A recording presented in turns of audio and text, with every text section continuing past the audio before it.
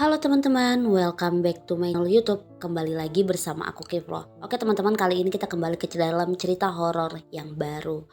Oke, sebelum kita ke ceritanya, jangan lupa like, comment, dan subscribe. Dan kalian tekan tombol lonceng di bawah.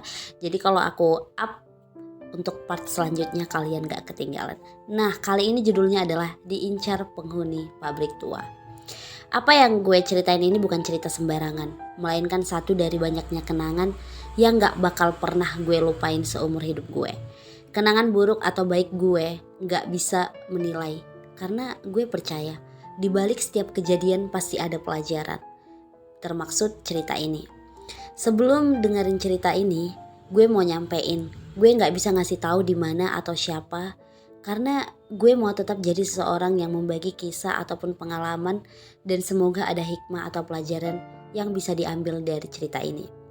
Percaya atau gak percaya kembali pada diri kalian, karena apa yang gue alamin benar-benar terjadi. Daripada banyak intro, gue langsung aja ya mulai menceritakan kisah gue.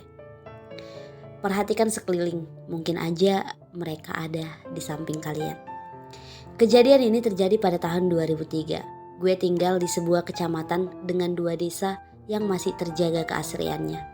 Jalanan belum ada yang diaspal. Jarak antara rumah tetangga terpisah jauh oleh kebun-kebun milik satu warga dengan warga yang lain.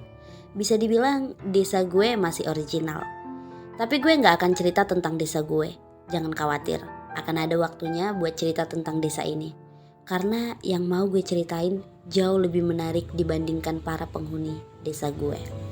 Gue sebut mereka para penghuni pabrik tua. Desa gue memiliki anak sungai sebagai pembatas dengan desa tetangga yang masih atau satu kecamatan. Jauh di hilir sungai, bila mengikuti arus air, akan ada sebuah lahan kebun tebu yang sangat luas. Gue gak tahu seberapa luasnya, yang jelas kami anak-anak desa dihimbau untuk tidak mendekatinya. Tepat di ujung lahan debu berdirilah sebuah pabrik gula. Saat ini pabrik itu sudah lama tidak beroperasi lagi. Pabrik gula ini memiliki luas yang juga tidak kalah besar dibandingkan lahan tebunya. Di sini banyak pekerjanya adalah warga desa kami dan desa tetangga.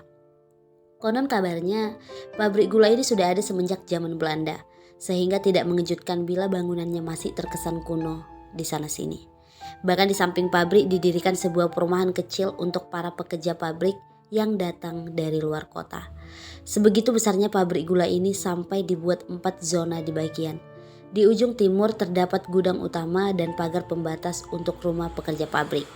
Di bagian barat adalah kantor utama. Terdapat lapangan sepak bola yang dapat digunakan untuk umum dan sebuah masjid besar.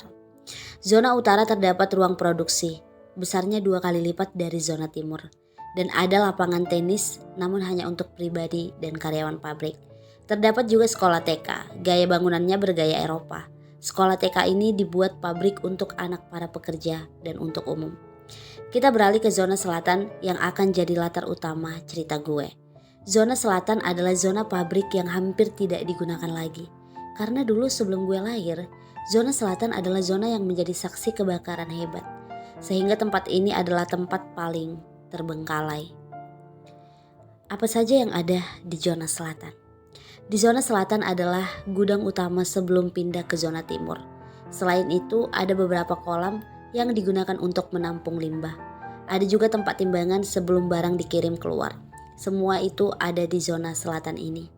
Namun zona selatan adalah zona di mana banyak kejadian misterius terjadi. Bisa dibilang zona selatan adalah zona dengan penjagaan dari satpam yang paling rentan. Sehingga masyarakat desa biasa menggunakan jalanan ini untuk ke lapangan atau ke masjid atau bahkan ke desa tetangga. Itu adalah sedikit gambaran tentang pabrik gula ini. Lalu apa hubungannya dengan pengalaman gue tentang penghuni pabrik tua ini? Dari sini gue akan memulainya. Seperti yang gue bilang tadi, kejadian ini terjadi pada tahun 2003. Waktu itu gue masih menginjak bangku kelas 3. Gue cuma anak-anak biasa yang tumbuh seperti anak-anak lain. Namun entah apakah saat itu adalah hari sial bagi gue. Karena ada sesuatu lain yang tampaknya tertarik dengan gue. Gue masih ingat jelas hari itu adalah hari Kamis sore. Ada hal yang anak-anak desa gue lakukan setiap sore menjelang maghrib, yaitu main bola di lapangan. Masalahnya adalah gak ada lapangan di desa gue, hanya pohon rindang dan perkebunan warga. Jadi akhirnya kami menggunakan lapangan lain.